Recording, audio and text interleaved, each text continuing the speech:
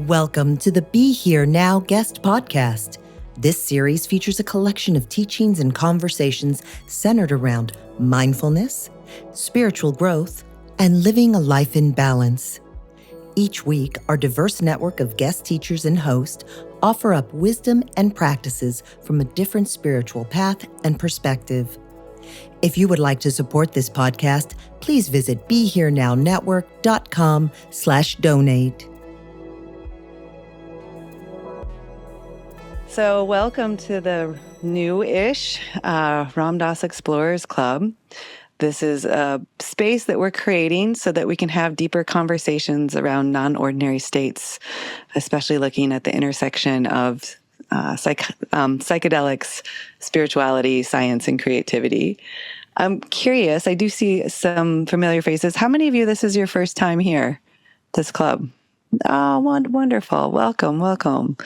So glad you're here. So you're welcome to start saying hi in the chat. And yes, happy summer solstice. Such a great day to be doing this. We all know that Ram Dass sort of began his journey of awakening with the use of psychedelics. And while these substances sort of started his journey, he learned to grow and sustain and integrate non-ordinary states by using lots and lots of methodologies along his decades after his initial experiences. And so while his relationship morphed and changed over the many years, his relationship to awakening did not. And so today, as these conversations around psychedelics continue to come more and more to the forefront, we want to bring in all of these pieces and to create a space where a community can get together and talk about this intersection. And so for those of you who are first time here, we have sort of a couple different sections. I'll play a short Ram Dass clip, and then we're going to have a lovely what we might call a Dharma talk, but a talk by the Mithoefers, and then we'll open it up to Q&A. That's sort of the first section. It's about an hour, and then we'll do a second section where we get to hear from each other. So we'll go into breakout groups, and we'll go in with a discussion prompt so that we can talk to each other and learn from each other and share. Because there's this thing about community, right, where we get to hear a little bit of someone else's story and we get to share a little bit of ours. So that's what we're getting into, and it allows us to hear from amazing wayshowers in this field while also getting to connect with each other. And I also want to say that it doesn't matter if you're new to Ram Dass's teaching or been hanging out with him for 50 years, or if you have lots of non-ordinary state experiences or have never had a non-ordinary state experience, or however you come to them. We just want to make sure everyone feels welcome and part of this conversation.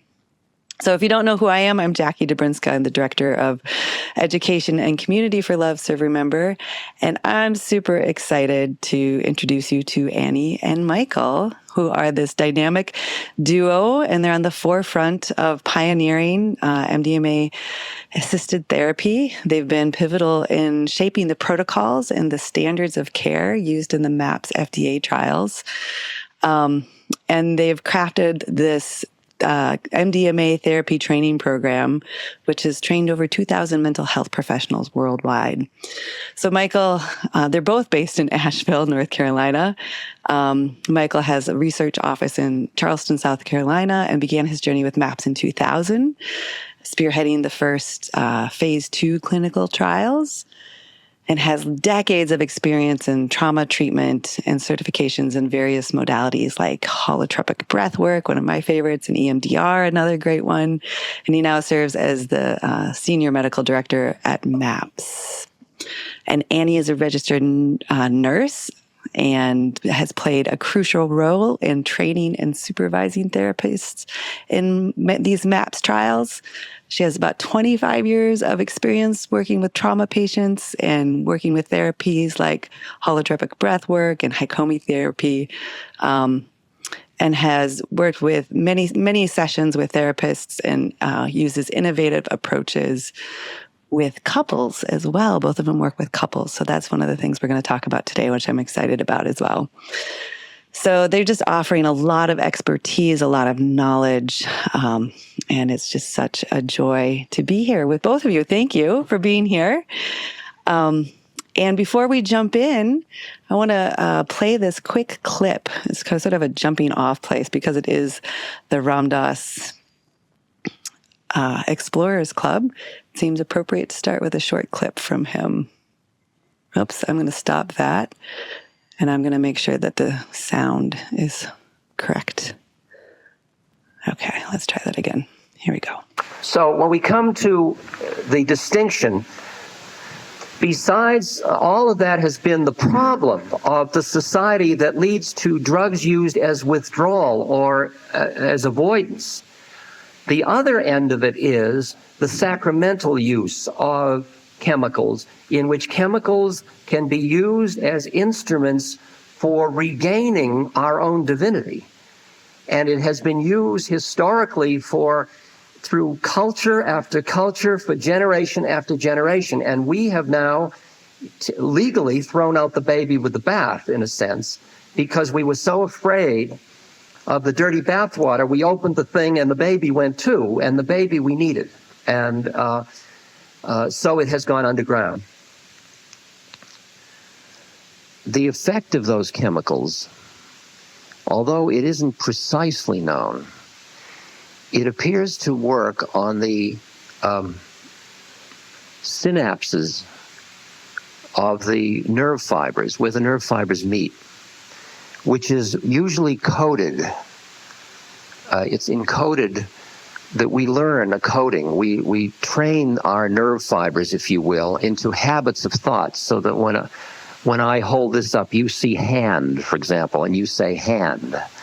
And that association, when you were a baby and I held this up, you didn't see hand, you just saw light and dark, and then you learned the term hand, or whatever language you learned it in, and then when I hold this up, you see that, and as if you see hand immediately. But actually, that's a whole encoding of your brain that does that, and it happens extremely fast.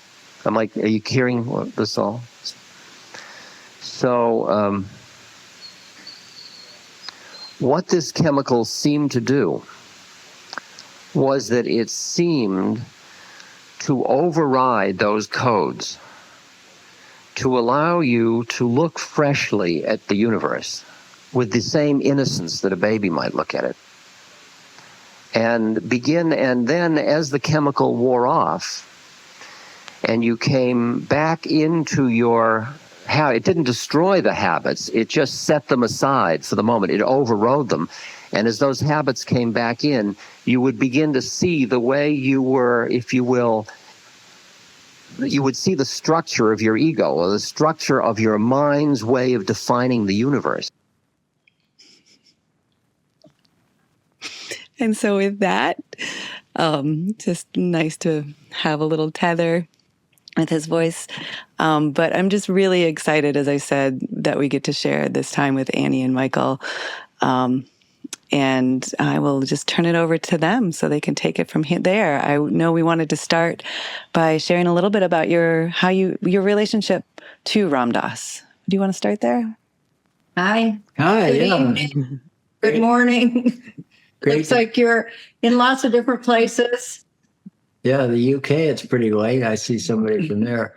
Yeah, what fun to be with you, and thanks so much for inviting us. And yeah, it occurred to me hearing Ram Dass talk about throwing the baby out with the bathwater is that now we've run another bath that we've been in for a while, and we'll see. We're about to find out what's going to happen with the baby in the bathwater. So it's very, very timely. Mm-hmm. And, we didn't know Ram Dass well, but we met him a number of times, and we were both in college in the late 60s. So, and, we then ended up being hippies on a commune after that for a few years. So, we were very aware of what Timothy Leary and Ram Dass and Ralph Metzner were doing up in Cambridge and up in Millbrook. So, I'd say Ram Dass has had a very big influence on us. And Kirtan. So Jai Uttal, who also was with Ram Dass in India, we have done Kirtan with him. And Do you want to share about Omega? Yeah. So we had the opportunity to hear Ram Dass speak a number of times and interact with him a little bit. And the last time I remember was like a 5-day thing or something at Omega Institute in Rhinebeck, New York, 2 weeks after 9/11. And it was Ram Dass and Krishna Das was there. I don't think Jai was at that one, and some other people. As Ram Dass said, it's the Das brothers, all of whom had bar mitzvahs. So anyway, it was an incredible week of like Dharma talks and kirtan, and we were just dancing. We were just so immersed in it, and it was just an incredible week. So we went home at the end of the week, pretty much in an ordinary state. There were no chemicals involved, only many chemicals in the brain, triggered by chanting and being together and hearing stories. So we get home, and we were then. It was before the research. We were working on it. We were still mainly had a clinical practice of psychotherapy and psychiatry. So we get home Sunday night, go back to work Monday morning, and the first person I happened to be seeing was somebody I'd been seeing for a number of years. And this person had never brought up meditation, Ram Dass, anything like that. But I went out to get her in the waiting room, and she said, we were walking back, and we got back to my office, and she said, would you meditate with me? Again, nothing remotely like this had ever come up between us in a number of years. So I said, sure. So I got out the cushions and I put them down, and she said, no, not there. I want to sit here and I want you to sit there facing me. So I said, okay. So as it happened, I'm sitting on the cushion, she's there, and I'm facing my bookshelves. And on the second shelf is right about eye level for me. And there on the shelf is a picture that somebody gave me like 4 years before or something of Neem Karoli Baba. And, I appreciated the picture to a certain extent. I'd heard all Jai and Ram Dass's stories about Neem Karoli Baba. I'd read the book. But I wasn't a devotee. So I put it in the bookcase and forgot about it for a few years. And I opened my eyes at that meditation, and he's looking right at me. It was like, I'm still getting goosebumps right now. Mm-hmm. And so we sat. At the end, she said, thank you. We got up, put the cushions away. It never happened again. She couldn't explain to me why she had wanted to do that. She didn't really know. So anyway, Neem Karoli Baba has been maybe guiding us when he can. Yeah. So for this first little part, Michael is going to do a lot of talking and just getting us through some things that we wanted to say, and then we'll open it up to Q&A and discussion, and have a talk with you. Yeah, so the most fun part for us is when we can all talk and hear what you have to say and see if you have any questions. So, but some background will be helpful. So, so we had those experiences in the late 60s and got out of college. And we also had our experiences with MDMA. Yeah, we had. And breath work. We both did years of breath work and training. And then we did groups of breath work in Charleston, South Carolina for 10 years. Yeah, so we actually, in the 60s, we were taking a fair amount of psychedelics. Not MDMA wasn't a thing then. We had MDMA experiences much later. But then we kind of left that behind. And I actually went into emergency medicine for 10 years. Not emergency psychiatry, but just regular emergency medicine. Annie was a coronary care nurse during a lot of that time. And so it was kind of coming back to them for us in that, after practicing psychiatry. And well, I'll back up a little bit. So after 10 years of practicing in the emergency department, I was getting tired of that. I really enjoyed it for a while, but I was longing for a different way to interact with people and collaborate with people about healing instead of just always doing things to people. So I was casting about for something to do with a medical degree. And you also saw a lot of things that had to do with trauma in the ER. In the ER, it was actually mostly trauma-related problems at the end of the road. You know, people had shot each other or tried to commit suicide or, you know, not taking care of themselves. So I was getting curious about what was the antecedent to them ending up in the ER years later. So anyway, I came across something about Stan Grof's work. And, you know, Stan Grof is one of the main LSD researchers back in the day, and you know, even before Timothy Leary and Ram Dass were doing their thing. So that's what drew me to psychiatry, and then Annie. So we both ended up training with Stan, and that's where we got the orientation.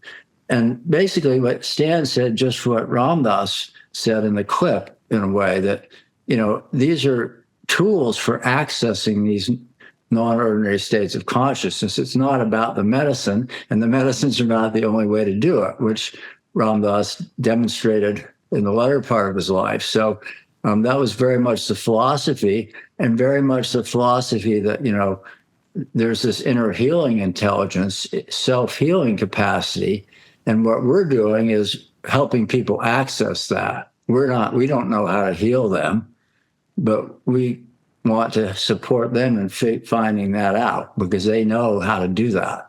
So that's kind of the orientation we've always had. And so that, you know, we went into psychiatry and with that orientation in the first place. And we did a lot of breath work and therapy. And so it was that, and we were seeing a lot of people with trauma. Mostly our practice was people with trauma. So after about 10 years and seeing how powerful the breath work could be, it shifts consciousness in a very similar way to psychedelics. And they complement each other really, really beautifully. So, you know, after a lot of psychedelics in the 60s, we were kind of blown away to find out how powerful breathwork could be, which is wonderful because, you know, I think psychedelics can be very wonderful too. But the nice thing about breathwork or meditation or other ways is you can't get around the fact that you didn't take anything from outside of yourself. So all those experiences came from you. And I think that's true with the psychedelic experiences too, but it's much, you know, it's easy to get attached to thinking it's the medicine doing it rather than the medicine just as a stance as a non-specific activator, a tool for accessing these states that are there. So anyway, after 10 years of breath work, we still saw a lot of people weren't being adequately helped. And we decided that's when we set off in the early 2000s to start doing some studies with MDMA, because we thought this is, you know, there were reports about MDMA being helpful, but nobody had ever done controlled research. So we were not really wanting to be researchers. We're clinicians, but 25 years later, we've been doing clinical research for a long time because we had to look for something better. And it's been an incredible journey. So anyway, we set out to saying, okay, this is not about MDMA treatment. This is about MDMA as a catalyst for psychotherapy and for accessing people's innate healing capacity. So that's how we set out with the study. So, and they're quite, you know, we filed a protocol in 2001 with the FDA for MDMA-assisted therapy, and it was completely different from any other drug protocol because it wasn't about taking it to the whole FDA. thing. Yeah, we entered the FDA drug development process of all these stages, and here's what you have to do. The big difference being we were studying the medicine and the therapy. They were inseparable. And that's something we're still working hard to hope people won't lose sight of. So anyway, we started out, everybody said you'll never get approval. it took a long time. It took a month with the FDA after a year of developing the protocol, but then it took 2.5 more years with the FDA, the DEA, and the ethics committee, and all the pushback about psychedelics. People wanting to throw the whole bathtub out. But we got approval in our first study. It was a small pilot study with 20 people, and it was very successful. So then we realized, okay, we have to write a manual to describe what we did, because then it can be replicated. I mean, we've written bare bones of a manual, but we realized that we got to see if this can be replicated both by us and by other people elsewhere. So we developed the manual. We trained other people to work in the same way, which was very much, as I said, based on what we learned from Stan Grof. And Ralph Metzner was a teacher of ours, or Ram Dass. Between the first study that finally started in 2004 and 2016, MAPS, a nonprofit, sponsored 6 phase 2 studies. We did a couple of them, and we trained the therapists for all the others, and they were in the U.S., Canada, Switzerland, and Israel. And then after that, phase 2 is like a long process when you give. It's the first phase where you give a medicine to people to test the treatment. All the studies before had just been healthy volunteers. So since it was so successful in phase 2, FDA gave us breakthrough therapy designation and allowed us to go to phase 3. So then that's where we are now.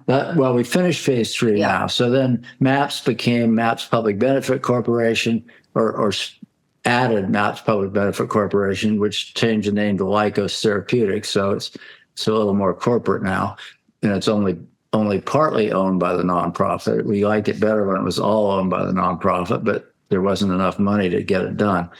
So anyway, now 2 phase 3 trials, which is like what you learn from phase 2, and you do it bigger. You figure out the design and you do bigger studies. So you have to have 2 of those for a new drug application. 2 have been completed very, very successful statistically, and with a good safety record.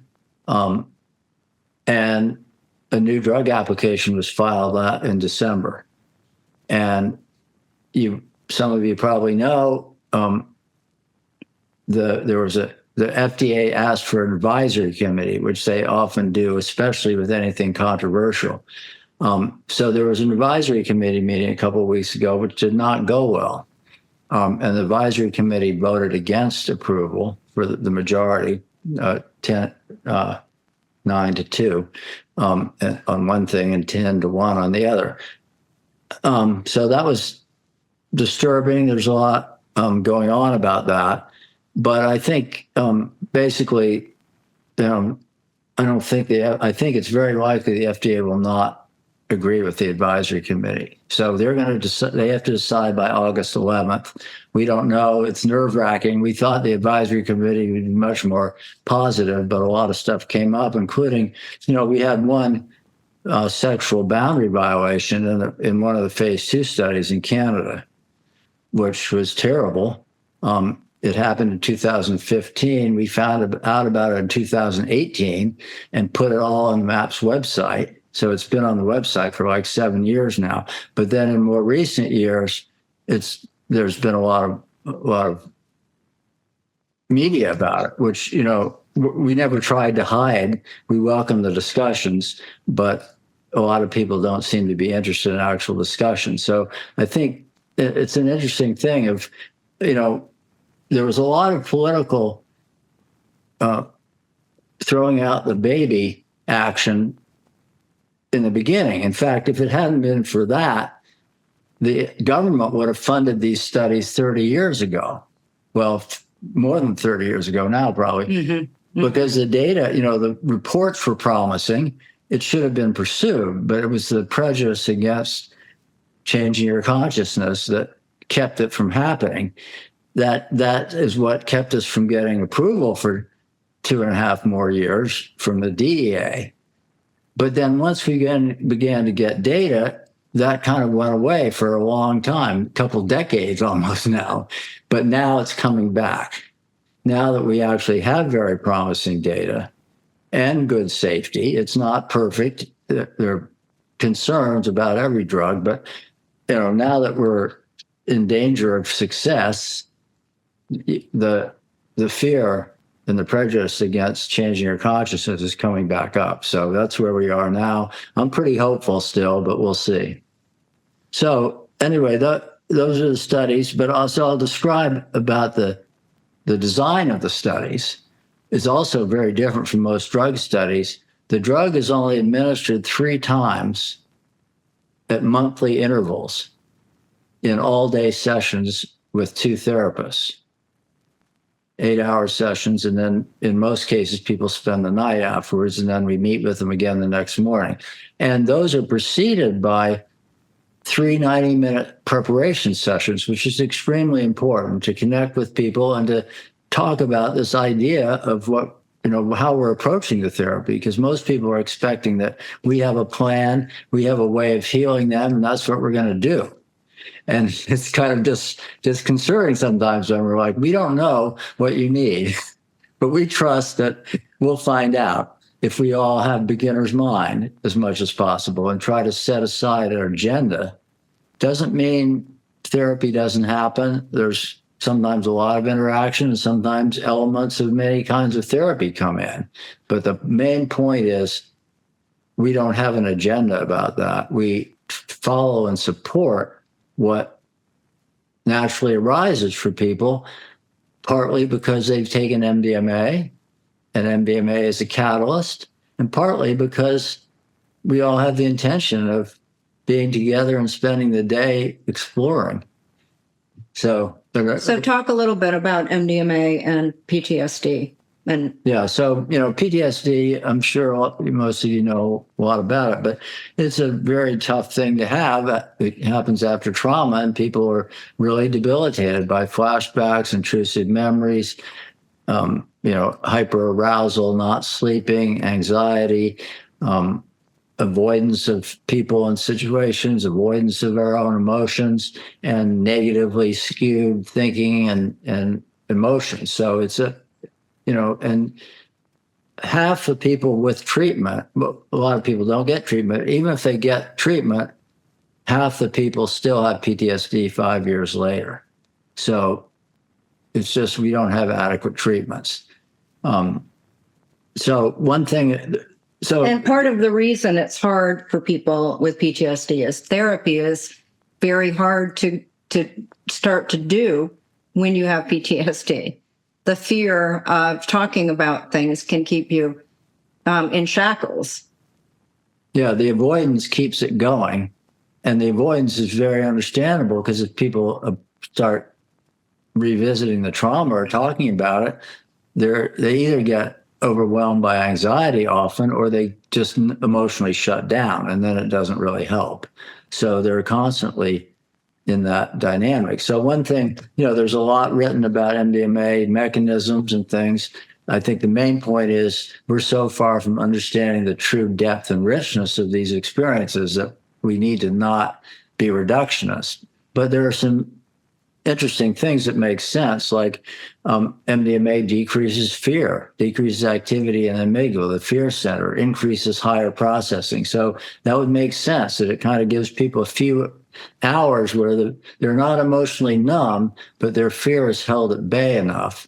And people tend to say, this is not easy, but for the first time, I have a sense that I can do it. I can do it, even though it's painful. So that's one thing. The other thing is there's a lot of data about increased neuroplasticity and the way the networks relate to each other. And a good analogy for that somebody named Mendel Kaelin came up with, Mendel says it's like you've been sledding down a hill in a toboggan in the snow, and after a few runs, you cannot turn out of that track. And that's just, we all recognize that. We all have these patterns. And if you have PTSD, especially a trigger, it just goes into that same track of anxiety or avoidance or whatever. He said, this is like a few hours of new fallen snow. And that is both of those things are so consistent with what we see sitting with people. Mm-hmm. Suddenly they have a different perspective and they can respond in a new way. It's very striking. The other interesting thing is there's animal data about all these medicines, MDMA, LSD, psilocybin, most of them, cause there are these social reward learning networks that we all have, and all mammals anyway, I guess. And they're open for a period of time and then they close in adolescence. These medicines open them back up again for a matter of it's actually proportional to how long the medicine lasts. So for MDMA, it's probably like a week or two.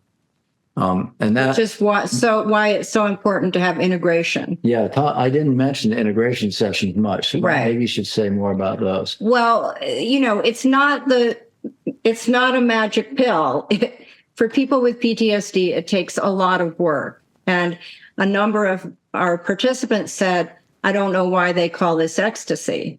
And that is because it takes work to go through your trauma, and the integration process of what you have just learned, starting to make use of that. And so when you're starting to have the preparatory sessions with your patients, participants, you're already talking about integration. And what would integration look like for you? Do you journal? Do you walk? Do you exercise? What kinds of ways can you think about having integration? Doing yoga. So integration is the most important part of it, probably. Yeah, one of our concerns, if it is approved, is that people will think it's good to take more and more medicine and not have enough integration. And we're going to give you a few examples before we start discussing, but I'll give one of those now. There was a veteran who had terrible childhood trauma as well as war trauma. She was a truck driver in Iraq, and a lot of attachment injury. And, she had very, very severe PTSD. And at the end of the study, even the 1-year follow-up, she was improved, but she still had a lot of symptoms, and she told us, I feel as if you've taken me 2/3. Well, she'd had years of therapy already and a lot of treatment, medicines, therapy. And she said, I feel as if you've taken me 2/3 of the way up a river in a speedboat and dropped me off on the bank because the study was over. And we kind of felt that way too. And we actually talked a lot about it. And our feeling was we could probably get permission from FDA to give her more MDMA sessions, but we knew that would, destroy the science of the study, because other people would hear if you still have symptoms at the end, you get more MDMA sessions. So we decided we couldn't do it, and it was actually very important because we had to walk the walk. We say it's not about the medicine, it's not about more medicine, it's about integration. And even though we were tempted to use more medicine, maybe it would have been helpful. Since we couldn't, we had to stick with what we believed, actually. And as it happened, we're still in touch with this person. It's been at least 10 years now. Mm-hmm. And it took about a year more, but she kept working with the changes that had happened. And doing meditation. Made changes in her life, went to a meditation group. Therapy. And is doing fantastically well. So more integration is what did the trick for her. So I hope we can remember that later. It doesn't mean that you'd never want to do another MDMA session with her, but just don't be too quick. Jackie, how are we doing for time? You've got a little bit more time before we want to go into Q&A. Did you want to talk a little bit about relationships too? Yeah, we do. Okay, great. Yeah. Yeah, go ahead. Well, so coming back to the AdCom and the inner healer thing, the idea of the inner healer really freaks a lot of people out. It seems like, a pretty benign idea. You have the capacity to heal yourself. We want to support you, but it scares the hell out of a lot of medical people, apparently. And even though if they're honest with themselves, they have no idea how to heal anybody of anything. They just know how to create favorable conditions and remove obstacles. And that's all we're doing. But it's striking because if you think about, like, I'm sure most of you know about Carl Rogers and, person-centered therapy. He talked about the inner healer, basically. It's not a new idea. It's just another example of it's not a level playing field. And other things with a lot less evidence are considered evidence-based. But this freaks people out. They start talking about this. Maybe it's a cult, and Rick Delvin has a worldwide religious thing going on. So anyway. Couples. Yeah, go. Okay. So we knew that couples had used, was a lot of things written about couples doing work with MDMA before it was made illegal. So we teamed up with Candace Monson and Ann Wagner, who have a protocol manual for doing cognitive behavioral conjoint therapy. And because of all of Candace's work looking at this, we used her manual combined with the MDMA. And our manual. And our manual, yeah. And the reason we got it through the FDA is because Candace looks at the relationship as the thing that you're healing. And as she specifically works with PTSD, it's not only for, other things about that. One is that PTSD affects both people. Right. Profoundly. A, so why are you leaving one person out? And B, the relationship is a wonderful crucible for healing to happen if you can pull it off. So we combined her manual and did a lot of the CBCT, the cognitive behavioral conjoint therapy, before the MDMA session. And then the MDMA session was really the two participants. It happened in this study that they were all husband and wife, although they didn't have to be in the study, were in recliners next to each other. And they both got to take MDMA, even though one of them didn't have PTSD. And we did it exactly the same way with eye shades, music, headphones, and they took the MDMA. And then if they wanted to talk to each other about something, they would raise their hand and we would check in with the other partner and see if it was a good time. And then they would talk. And basically, the hearing them talk to each other and listening to each other with their hearts open was just the most incredible thing. Most of the people that had PTSD had never shared any of the things that they shared in the study. Do you want to say something about the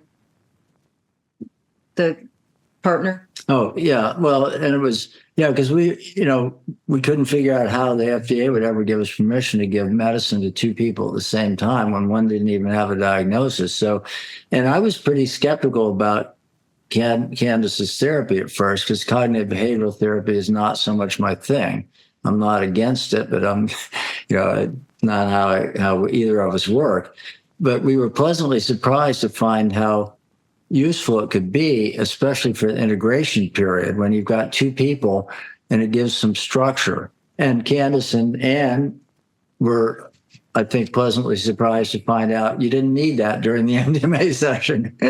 We just did the MDMA session the way we pretty much always had. So it was a really good lesson. And you can combine it with other therapy, and you want to give space for some, to me, the main point about respecting the inner healing intelligence and not having an agenda is time and time again, we discover that something completely unexpected and incredibly helpful happens that we never could have conjured up ahead of time. So that's the reason, good therapists with good training and good intentions are probably going to do something useful if they have an agenda.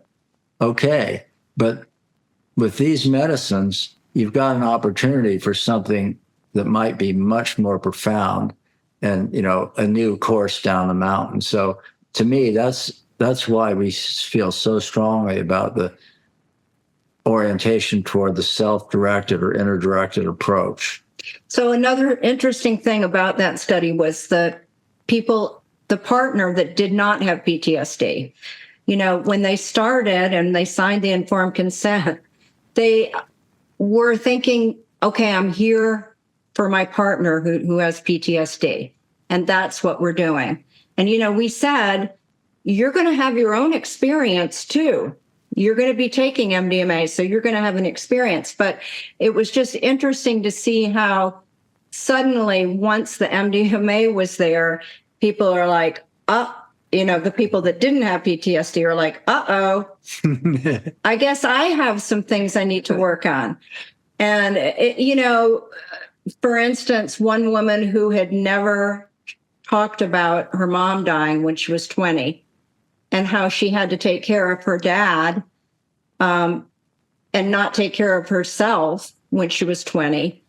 And it came up for her. And, it was incredible. So we're dealing with PTSD with her husband, but he's also supporting her through that process of this death that she hadn't really been able to grieve before. And, there are many examples of things like that, but that was an interesting part of it. It was so beautiful. I mean, just seeing if you can just listen to each other and witness each other without fear and defensiveness, it's like magic. Mm-hmm. And that's what would happen. Yeah. Like another example that I love is it was a veteran who was in his 70s, a veteran from Bosnia, who had PTSD and was married. His wife was there.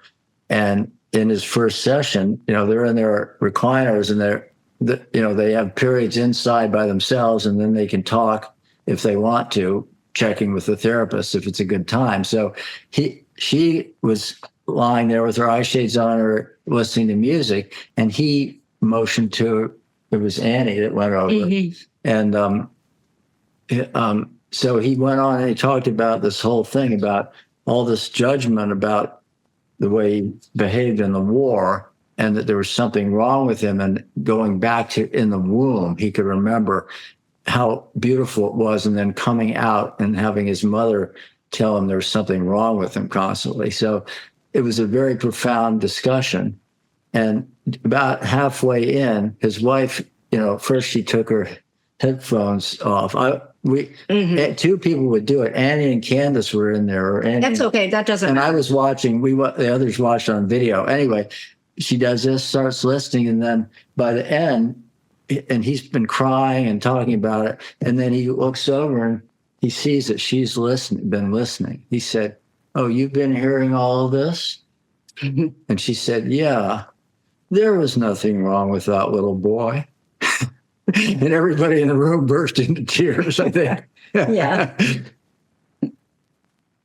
So maybe we should talk. Yeah, let's open it up for questions.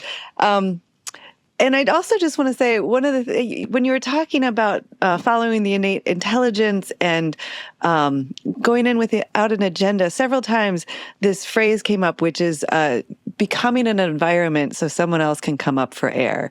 And that's like, oh yeah, that's it in action. I love it. That's beautiful. I never heard that one before. Yeah.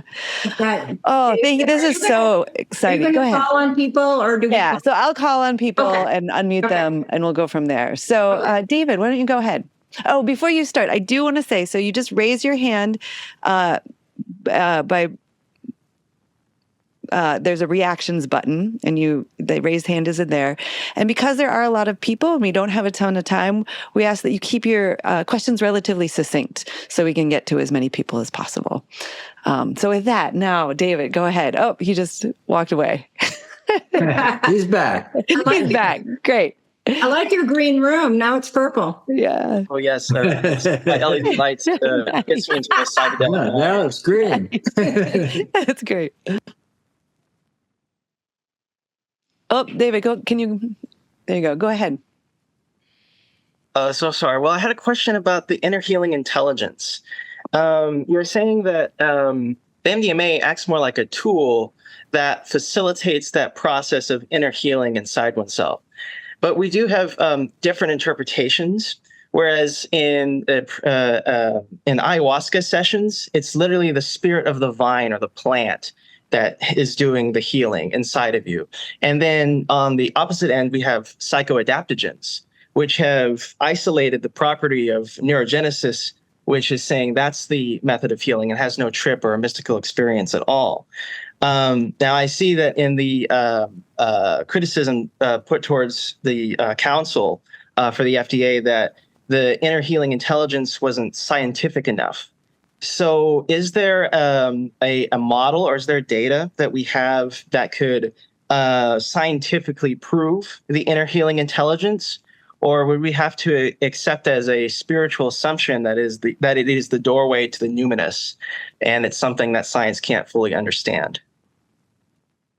Wow, good question. Yeah, I've been in a number of ayahuasca sessions, including in South America, where the shaman was taking my spirit into a glass house in the sky, and I have no argument with that was. I'm not arguing that was not what was happening there. I don't know what was happening, but it was very helpful. So I think there's a paper I'm about to read by Eduardo Schoenberg in Lisbon about that's I think about to be published. So I think there's data, but there's actually I think a lot of evidence. Well, when I used to work in the emergency department, I didn't know how to heal anything. As I said, I just knew how to like wash the gravel out and then sew the edges close together, like create favorable conditions for healing. And then sometimes it would get blocked. There was an infection or a foreign body or not enough blood supply. Maybe I could intervene to remove the obstacle. But that had nothing to do with healing anything. That just had to do with removing obstacles and creating conditions for healing. The body always moved toward healing. What is that about? How come a 7-centimeter laceration is never 8 centimeters? It might still, when you check it might still be 7 because something's gotten in the way of the healing. But if you take that thing out of the way, it'll heal. It always goes that way. There's an incredible impulse.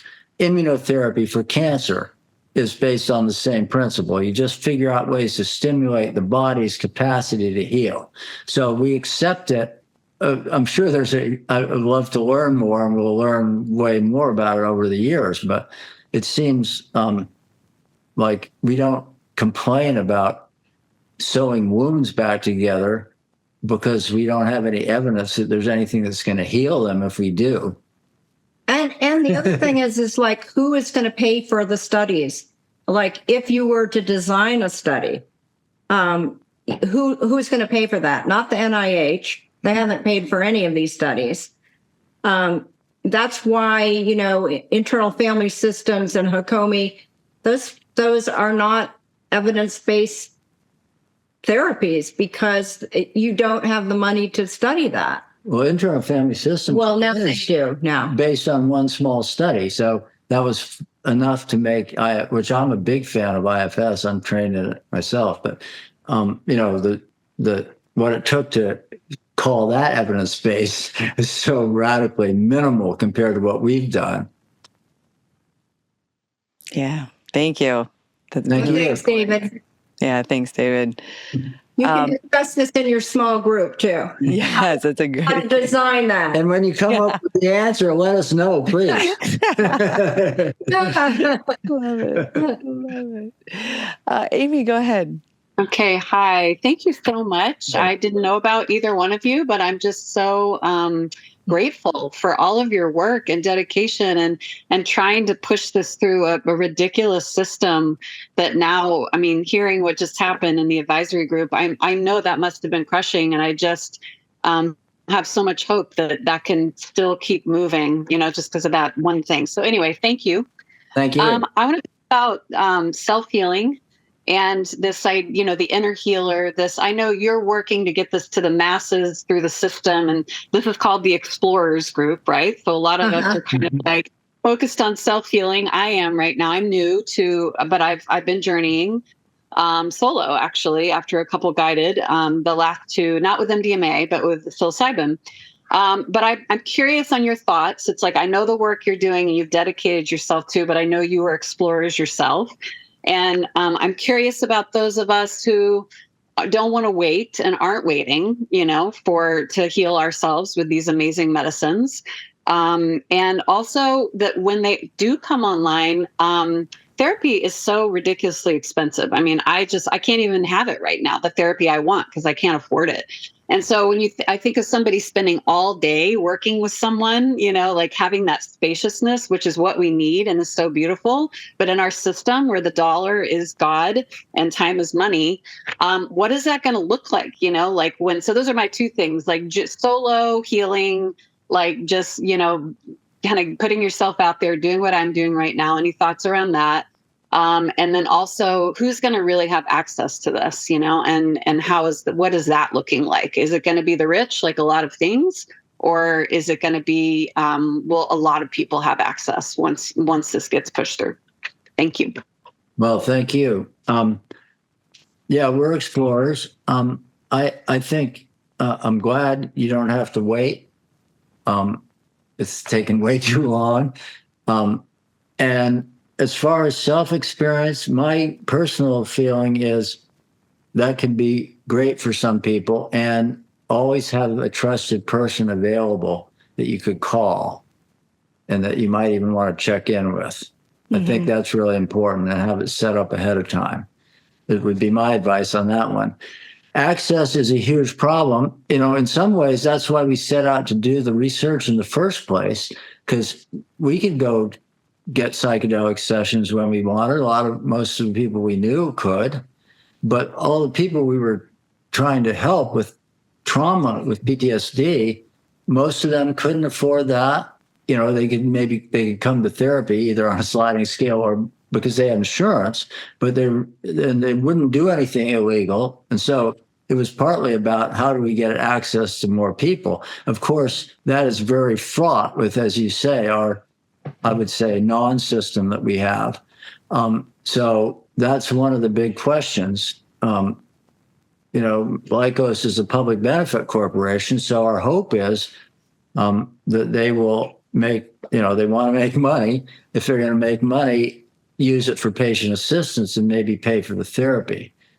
Also, I think there will be, well, there's a code for there's insurance. An insurance code. So MAPS and Compass banded together to get insurance codes. So we think it will be paid for by insurance, probably. I mean, there's already a couple of health economics papers with our data showing that it will save money, but it's more expensive up front. So we're hopeful the company will support people's therapy. I don't know. Also, there's some people that don't need 8-hour sessions. If they have a good home situation and them well enough. So I think there'll be ways to economize, but I fear there's also a lot of pressure either to make money or to get access. I mean, they both lead to pressure to cut back on the therapy and get it to more people. And we've got to do that as much as we can, but we got to do it not more than we can. And we don't know where that line is. So I think that's going to be one of the big challenges if it's approved, is there are going to be forces that are going to, people at Compass are already, after the AdCom, somebody from Compass said, well, good, now we can pivot away from the psychedelic baggage and just focus on the medicine. Because they want to make a lot of money, and they want to minimize the therapy completely. So it's that balance. It's really, really challenging. So we're going to need all the help we can get from all of you to figure this out. Oh, Thanks, you. Amy. Thanks, Sarah. Theodore, go ahead. Thank you so much. I just wanted to say that recently I got a chance to meet Bruce and Marcella, which said they were dear friends of you at the Texas Eclipse Fest, and they exchanged some lovely words about you too. My question is kind of around burnout and challenging psychedelic experiences. My background being in neuroscience and being IFS trained, I work with psilocybin and am currently working on research that's incorporating IFS and psilocybin. But due to circumstances in my own life, I'm kind of going through a period of burnout in working with people who are in those challenging states, seeking help, seeking therapy, and very much recognizing that in my system, there's like a lack of resourcing to hold that space. And yet it is the way I make a living, and the double bind and the pressure that it creates in order to continue surviving. Like, it puts me almost in a survival. I have to show up, and yet I'm not resourced to show up. So this is a personal, but also a general question of, as a practitioner, as somebody who works with the medicine, how to create this sort of balance that doesn't lead to a burnout and under-resourcing, because then you can't really hold space for another. Yeah. Sorry. Theodora, do you work by yourself? Whenever I work in a legal retreat setting in Jamaica, I have a team, but it's also like most of the time when I hold sessions with clients, it is a solo. Yeah. And that is one thing about having two therapists that I think, even for some of the session, for us, we did all the sessions, like the 8 hours together. But when you have two therapists, then you do have a chance to breathe and stretch and take care of yourself, because you're holding a lot of material. So self-care, we didn't say anything about that in the beginning, but self-care is so important. Going and doing your own work, going to breath work, going places where you can release some of the energy you're holding in your body, getting supervision and mentoring, I think, for some of what you're talking about is really important too, that you have someone that you can talk to about it, and not having too many all-day sessions, having integration for yourself. We had, I think, a couple weeks where we were doing MDMA sessions for some of the therapists through this other study that we had, and I think we had 3 MDMA sessions. 4 1 week. 4 in 1 week, and it was just way too much. So, getting a sense of what your system can tolerate and handle. Yeah. Do you want to add anything, Mike? Well, thanks for sharing that. It's certainly a universal challenge, I think, for all of us. And it's really generous of you to bring it up in a way, because it's so important that we resist the falling into that, doing more that, where you're kind of pretending you're holding space, but you're trying to hold on or whatever. I think it's really important to know that you're paying attention to it, and Thank you. Yeah. Thank you. Thank you. Thank you for sharing. Yeah. Is it Andrea? Go ahead. Hi, thank you so much for being here. Really appreciate all the work that you're doing. And I have a couple of questions. So the first one is, did any of the individuals who received treatment have prior use with MDMA? About 40%. Was that in our studies too, in the phase 2? Good to know. I think it was a little lower. I think it was lower in the phase 2, but phase 3 at 40%. It was quite a bit lower in phase 2, actually, because people it shifted from people. As we got publicity over the years, a different group began to show up. Yeah, that makes sense. Thank you. And did you notice any difference in the outcome between the two groups? If we could group now, okay, no, perfect. No. And then my second Yeah. My second question is with regards to partner therapy. Do you ever foresee this being applicable to like a parent-child? Maybe there's an estrangement and they want to try to work to rectify, and or is that something that was part of the study? That could have been part of the couples study, but we just didn't have any couples anybody that came through like that. But I think that would be wonderful. Healing families that are having trouble, people that are dying, and being able to talk to your loved ones, your family members. I think that could also be a wonderful use for MDMA. I mean, I know that people have used that in the past, but. And Lycos is required to have submitted a protocol for pediatric studies. And there are two groups, 6 to 12-year-old, which they're going to ask for a waiver, which they'll get. But 12, they're going to have to, in the next few years, do a study from 12 to 18. And then it'll be, if it's approved for kids, I mean, that'll be helpful in people knowing it and be okay to give it to a kid and a parent. Great. Thank you so much. Thank you, Andrea. Thanks, Andrea. Jeff, go ahead. So I had a question in like two different directions. One for providers, and then also thinking of potential patients. So I have a relative who does therapy in a rural area for people dealing with trauma and PTSD, and also treatment-resistant depression. So one question was like, is it only for dealing with trauma, or would it also be relevant for dealing with treatment-resistant depression? And then is there anything I could point her to like learn more about this if she wanted to get involved as a therapist? And then in the other direction, I have a friend who's a Vietnam vet, been through quite a lot, but he's been honest about like that he's just got to keep a lid on all that stuff. And we've been talking a little bit more about psychedelic therapy. Like, is there anything I can point him to say, here's how you could find someone, if this is approved by the FDA, here's how you could find someone to work with. And this might be the kind of thing to follow up with later if this is about like where to look for links on this. Yeah. Well, going backwards, maybe he should contact Heroic Hearts.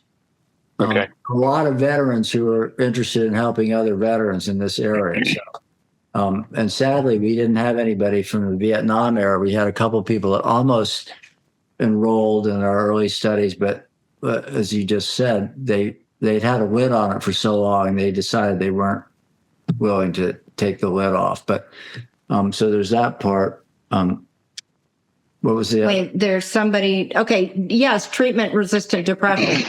Yeah, we looked at depression in all of the studies, right, Michael? Phase 3 too. Most of the phase 2 and the phase 3. Well, it's going to be, the application is for PTSD, MDMA-assisted therapy for PTSD. So depression would be an off-label use. So I think there are going to be studies with depression pretty soon, hopefully, because we had consistently big drops in depression scores, but we didn't go for that indication. So I think we'll learn more about that. And I suspect people will start using it off-label if it's approved. So we'll probably find out more that way too. And reach out, maybe find out from Jackie how to get in touch with us so we could help you find the therapist, or ways for that person to look into being trained. Great. Thank you. Jeff, you should have my email. So there'll be a lot more. Right now, everything's kind of quiet with the training. Bruce and Marcel are doing some in other countries, but if it's approved, then that'll all ramp back up again, and there'll be a lot of information on the websites, the MAPS and the Lycos websites. which brings me to a question that was in the chat. We'll get to right before we go to John about if someone wanted to study this. Learn more, how would they do that? What are the pathways? Do a study, you mean? To study psychedelic medicine safely. I know there's trainings happening, and so maybe you could speak into that. Geez, there are a lot of trainings. There's like Fluence. There's the Scott Shannon's one in Colorado, and Will Vanderveer, Prati, yeah, IPI. California Institute of Integral Studies. We used to teach in their program. Right now, those other organizations are the ones. And like Fluence, for instance, is also doing a lot of trainings about integration. Right. That's kind of their specialty. So that's a good resource, even for therapists who may not want to do psychedelic sessions, but they know their patients are going to be having psychedelic sessions. They're going to need integration. So I think it'll be great if a lot of therapists learn about integration. Mm-hmm. Yeah, I totally agree. Thank you. John, go ahead. Oh, hiya. Thank you, Annie and Michael. It was an illuminating talk, and you guys are doing some great work. And I wish you luck on the review board or wherever it was in August. So fingers crossed that comes through. Just a quick question. I don't know if you can answer this, but I have some friends who do a thing what we call candy flipping, which is combining MDMA and either LSD or psilocybin together. And I've not done it myself, but they've had some real interesting breakthroughs combining the two medicines. And I just wondered, what was your opinions on that, and if there has been any research done on it, or is it over egging the pudding, so to speak? So I don't know if that is in your remit, but I'd be curious to know your answers. My opinion is it can be a good idea, and I'm not aware of any research. But I think that's another thing that's probably going to start happening if MDMA is approved, and then psilocybin may be approved soon. If they're approved, then the next thing that's going to be happening pretty soon probably is studying them together. And LSD has a place. I think LSD and MDMA and psilocybin and MDMA can be quite similar. And I think there's a lot to be said for learning more about how we might combine these things, because I think, personally speaking, I anecdotally can say it can be very powerful. And MDMA can help with those other LSD and psilocybin. It can help mitigate some of the challenges, maybe.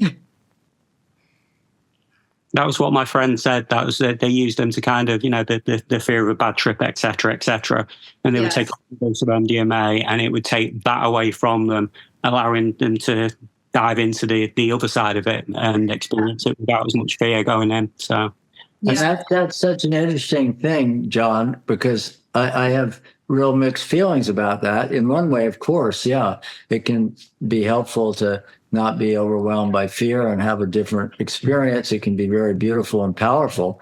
On the other hand, we don't really subscribe to the bad trip idea. We think there's no such thing. It's just some trips are really easy and fun. No, but sometimes it helps. Right. I'm just saying I have mixed feelings. It's not black or white, but there is. So on one side of it, I'm all for that. And I think it can be great. But there is this other consideration that you don't want to make sure you're not trying to engineer something to your liking. Rather than deciding I am willing to have whatever experience my inner healer and the medicine bring me. Because as soon as you're trying to avoid difficult experiences, you're already kind of fucked. Well said. Yeah, absolutely. Thank you. Yeah, thanks, John. Ishtar, go ahead. Doesn't mean I don't prefer the fun ones. Right. Right. And this is just like for life too, right? Not fun ones. Right. Because in life, like the whole, like, we don't want to just be chasing highs. We have to, Ram Dass talks about, like, if at some point the lows become as interesting as the highs. Right. And I feel like that really is applicable especially in these sort of settings. And sometimes even more healing. Yeah, exactly. Hi. Ishtar, yeah, go ahead. Hi. Oh, wait. I have to turn my speech off here. Speech on demand. Okay. Sorry about that. Are you able to have your camera on or no? No, I don't have a camera. I can't see you either. Okay. So this is, I'm starting off with personal information, but it's a kind of a general question. I am on the verge of starting to take antidepressants, and I have really mixed feelings. Whoops, you went away. Here, come back. You're muted all of a sudden. Yeah, you're muted. Can you unmute yourself again? Am I unmuted? Now you are. Yeah, we can hear you now. Okay, good.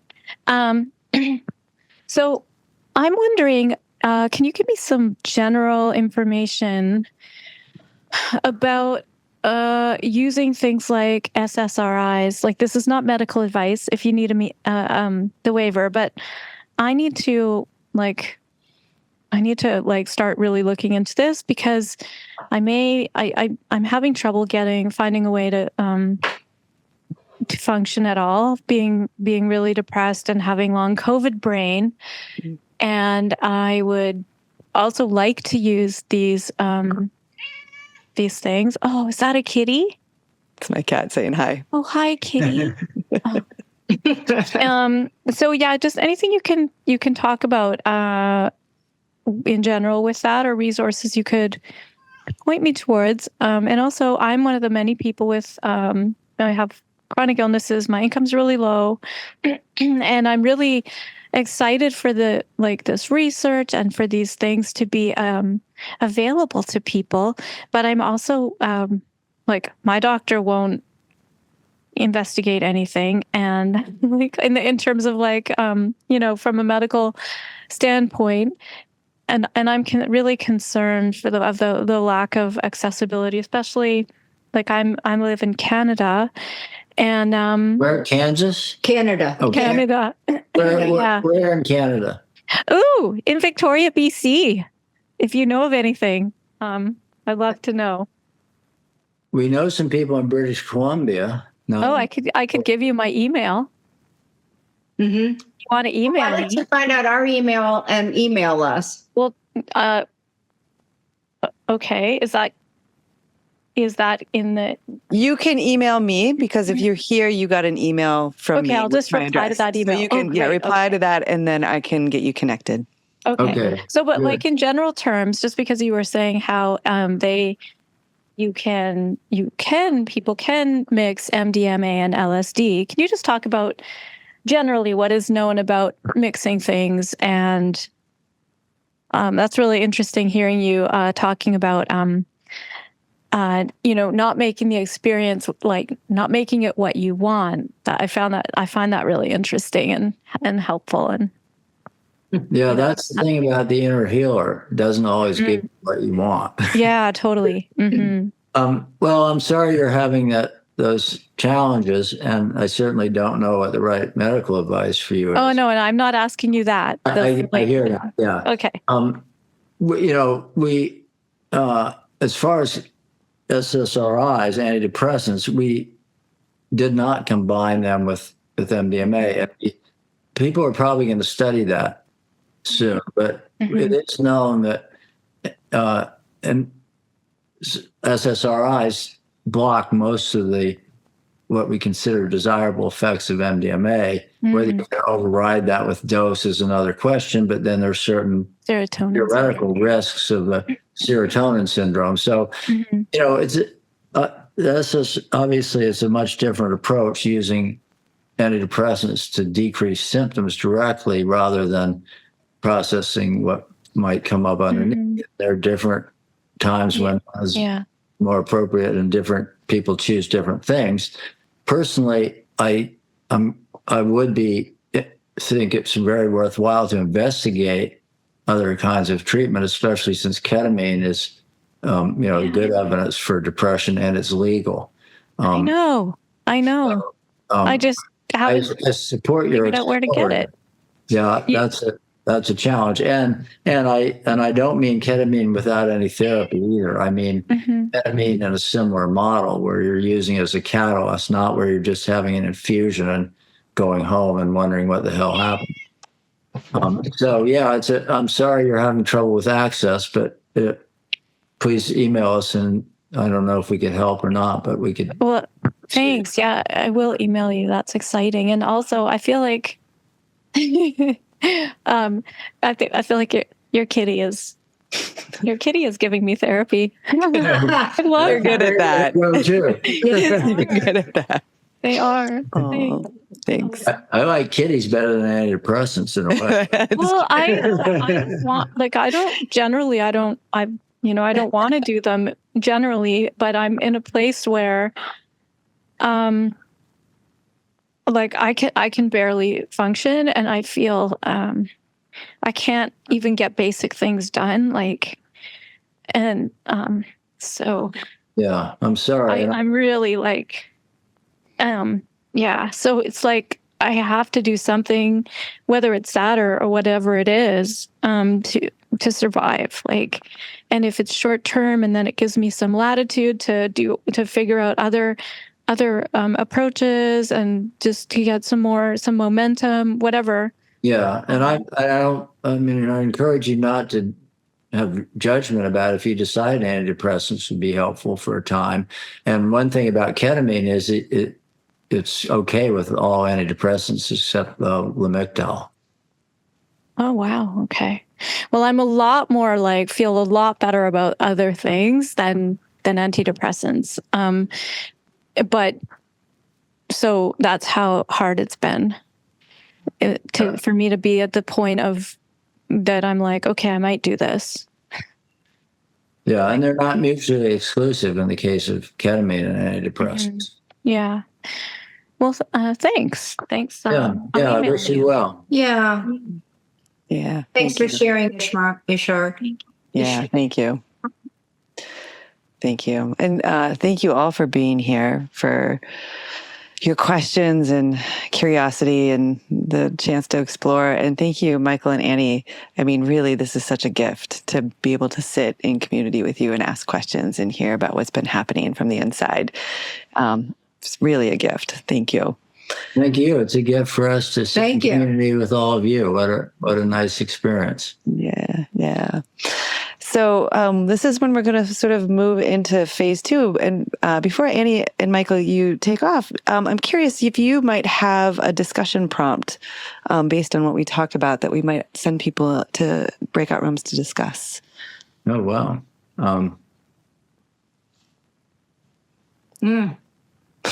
Just to put you on the spot.